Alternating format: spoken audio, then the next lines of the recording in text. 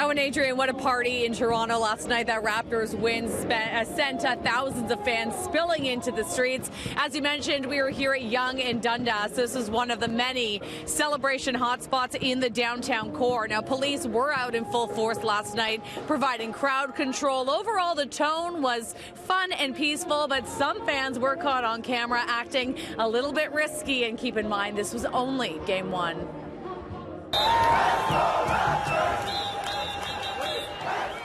Now, I did notice that we are a city of celebration climbers. Our fans like to climb light standards and scaffolding and, climb on top of cars and stuff like that. You're safest on the ground. That's where you can have the most fun. You have more fun on the ground than you will either in an emergency room or potentially in a jail cell. We saw the same type of enthusiasm here back in 2010 when our men's hockey team won Olympic gold. In Philadelphia, victory shimmies up city infrastructure led to a tactic used before the Eagles' last Super Bowl win a couple of years ago. Police spent an afternoon rolling hydraulic fluid on 100 light poles in the downtown area in an effort to keep the party firmly on the ground. This earned Philly police the nickname the Crisco Cops. Is that regular Crisco? Yes, it is. Has that ever been considered here? It's not being considered here. We trust that people will not climb on light poles. Like seriously, and we want people to have fun, but that is an incredibly dangerous stunt.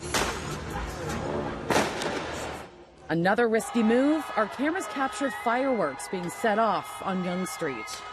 Cops, we see them out in full force. What is the role of police in all of this? So the role of police, the role of the city generally is to make sure that public safety is maintained, that people are having a good time in a safe way.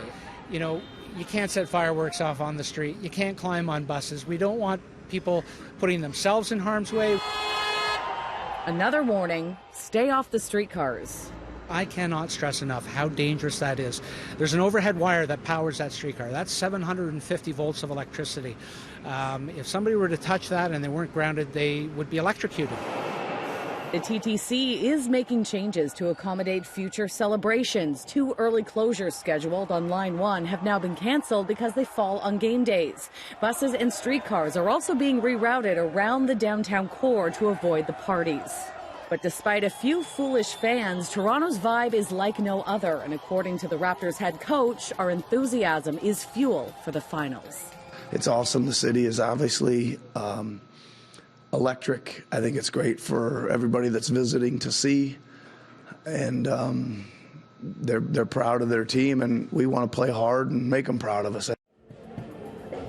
Now, police will continue accommodating these parties, shutting down as many streets as needed to facilitate the peaceful celebrations. And the city tells me that they are preparing for bigger and bigger crowds with every Raptors win.